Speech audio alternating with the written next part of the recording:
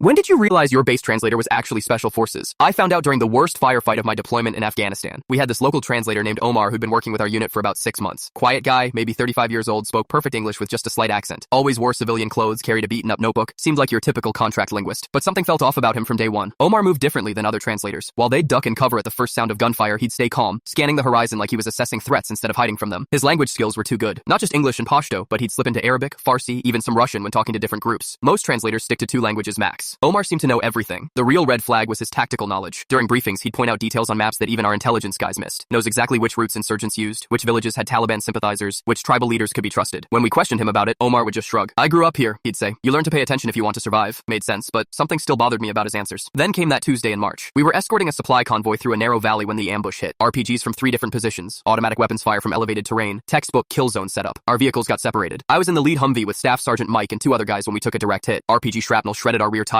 Engine started smoking. We were sitting ducks. That's when Omar did something that changed everything. Instead of taking cover like any civilian would do, he grabbed the radio from our disabled vehicle, started calling in coordinates in perfect military terminology. This is Reaper 6, we have troops in contact. Grid 41 SPR 123456789. Multiple shooters in elevated positions, request immediate air support. His voice was completely calm, professional. This wasn't a scared translator. This was someone with serious combat experience. Then he did something that made my blood run cold. Pulled an M4 rifle from somewhere in our vehicle. Not a pistol that some translators carry for protection. A fully automatic assault rifle with advanced optics. Started laying down suppressive fire with precision I'd only seen from special operations guys. While he kept the insurgents busy, Omar coordinated our evacuation using tactical hand signals I'd learned in advanced infantry training. Stuff that regular translators definitely don't know. He moved between positions like he'd done this 1,000 times before. Apache helicopters arrived 15 minutes later. By then, Omar had already neutralized 2 shooter positions and guided our entire convoy to safety. 6 vehicles, 24 soldiers, 0 casualties. Perfect execution under extreme pressure. After we got back to base, I cornered him in the translator compound. Omar, what the hell was that out there? Nobody moves like that without serious training. He looked around to make sure we were alone, then pulled out a different ID card. Not his translator credentials, a military identification showing his real rank and unit. Master Sergeant Omar Hassan, 5th Special Forces Group. Been embedded with your unit for intelligence gathering. That convoy ambush was exactly the kind of information we needed to track insurgent movement patterns. Everything made sense suddenly. His tactical knowledge, language skills, combat experience. Omar wasn't just a translator helping us communicate. He was a Green Beret using our unit as cover for a classified mission. The fake translator story was perfect camouflage. Insurgents see American soldiers, they plan attacks. They see a local civilian working with Americans, they ignore him completely. He'd been gathering intelligence for months while we thought he was just helping with conversations. 2 weeks later, Omar disappeared. Our captain said his contract ended, but I knew better. He'd probably moved on to another unit playing the same role somewhere else. 6 months after I got home, I saw a news report about a major Taliban network getting dismantled in Afghanistan. The reporter mentioned intelligence provided by unnamed special operations assets embedded with regular army units. I recognized the valley where they conducted the raids. Same area where Omar had been asking all those detailed questions about local politics and insurgent activities. Turns out our quiet translator had been mapping an entire enemy network while teaching us how to say hello in Pashto.